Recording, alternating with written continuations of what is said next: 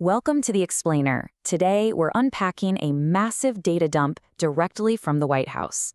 We're going to cut right through the political noise and look closely at the actual documents and press releases they just put out. The goal here? To impartially figure out the administration's stated goals and, more importantly, uncover the real-world effects these policies are actually going to have on everyday Americans. Let's get right into it. Here is our roadmap for today. We'll be looking at economy and wealth initiatives, permitting and federal contracts, public lands management, diplomacy and VR education, and finally, administration rhetoric and security. Section 1, Economy and Wealth Initiatives. So, starting off with the economy, the administration is putting a huge emphasis on individualized private investment vehicles rather than broad social safety nets. They've rolled out TrumpIRA.gov, which is designed to give 401k investors access to alternative assets. They're also proposing what they call Trump accounts to jumpstart savings for newborns. It's a fundamental shift, really. The underlying philosophy here is all about using personal, privatized accounts to build wealth, rather than relying on systemic public support. And looking at the immediate financial impact, the White House claims millions have already taken advantage of their no tax on tips, overtime, and Social Security initiative. According to their fact sheet, average deductions are ranging anywhere from $3,100 to over $7,500. The stated goal is to put more take-home pay directly into the pockets of specific service and wage workers. Now, zooming out to corporate and regulatory policy, the administration is heavily touting a massive number, $212 billion. They claim their deregulatory agenda, cutting red tape across the board, saved Americans this collective amount in 2025 alone. That's a staggering figure, right? But let's break down what that actually means for you. They translate that $212 billion into roughly $2,500 in savings for every family of four. But, and this is absolutely crucial to understand, deregulation primarily reduces operational costs for large businesses.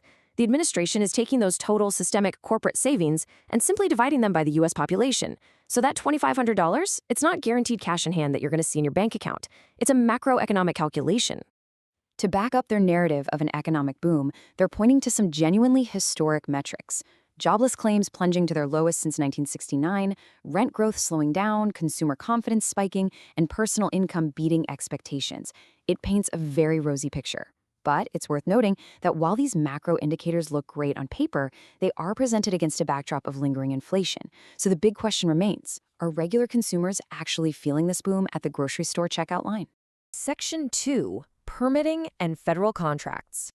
Moving on to government operations. The White House Council on Environmental Quality is pushing incredibly hard to modernize and, more importantly, speed up the federal permitting process. They're actively hunting for up to 50 private sector technology solutions by July 2026. This is a very clear, aggressive move to fast-track industrial and infrastructure projects by essentially bulldozing bureaucratic friction. At the same time, an April 2026 executive order is completely restructuring how federal procurement works. The new mandate? Prioritize cost-effectiveness and defense, specifically focusing on military readiness, while explicitly eliminating all diversity, equity, and inclusion, or DEI, considerations from federal contractor requirements. It's a massive ideological shift in how the government awards its contracts. Section 3, Public Lands Management. Next up is a monumental shift in environmental policy. The administration recently signed Congressional Bill H.J. Res. 140. Make no mistake, this is a massive reversal. It completely voids a 2023 Bureau of Land Management order. That previous order had specifically protected certain national forest lands in Minnesota from being mined for 20 years. Well, those protections are now officially gone. When you look at the official White House briefing statement, you realize the sheer scale of this action. We are not talking about a minor regulatory tweak here. This single stroke of the pen officially opens up 225,504 acres of land in Cook, Lake, and St. Louis counties to mineral and geothermal leasing. It's a definitive pivot.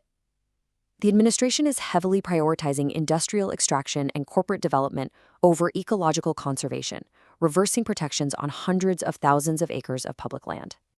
Section 4, Diplomacy and VR Education. Shifting gears entirely, let's look at education. The First Lady recently stated, "Our children don't need to board airplanes to experience history anymore. Kids can have an educational experience that is fundamentally richer and more memorable than ever before through VR and AI." Now, what's really interesting here is the administration's focus. We could be discussing broad investments in public education funding or ensuring a living minimum wage for teachers, but instead the focus is squarely on bespoke, high-tech virtual reality experiences for a select group. Just look at how this played out during the recent UK state visit. American students and Queen Camilla literally sat in the White House tennis pavilion wearing MetaQuest headsets to virtually visit places like Stonehenge and Buckingham Palace. It's certainly a futuristic photo op. They also used Meta AI glasses to view historical artifacts, like a portrait of President John Adams and a bronze bust of Winston Churchill. The crucial takeaway here is how heavily the administration is promoting private tech partnerships, specifically positioning Meta's products as the ultimate future of cultural exchange and education. Section 5, Administration Rhetoric and Security. Finally, we need to talk about the administration's political messaging, which has become incredibly charged. The White House actually released a formal document directly attributing what they call a third assassination attempt to unhinged rhetoric from Democrats. The document specifically catalogs lawmakers who use words like fascist and dictator to describe the president. This is a highly unusual strategy, utilizing official government channels to directly blame political opposition for acts of violence. Furthermore, the rhetoric extends to major television appearances. In a recent 60 Minutes interview, the president flat out claimed that the Southern Poverty Law Center financed the KKK and funded the Charlottesville rally just to make him look bad.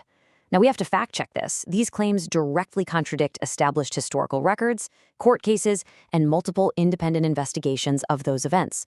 There is simply no factual evidence to support that assertion.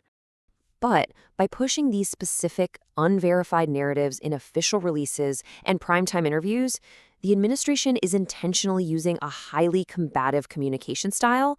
It's a calculated move to challenge critics head-on and firmly control the national narrative around domestic security and political opposition. So what does this all mean? As we wrap up this explainer, I really want you to look past the political theater and focus on the real-world effects of the data we just walked through. We are seeing a massive push to open protected lands to mining, a pivot toward privatized wealth building over public safety nets, and highly promoted corporate tech partnerships in our education system.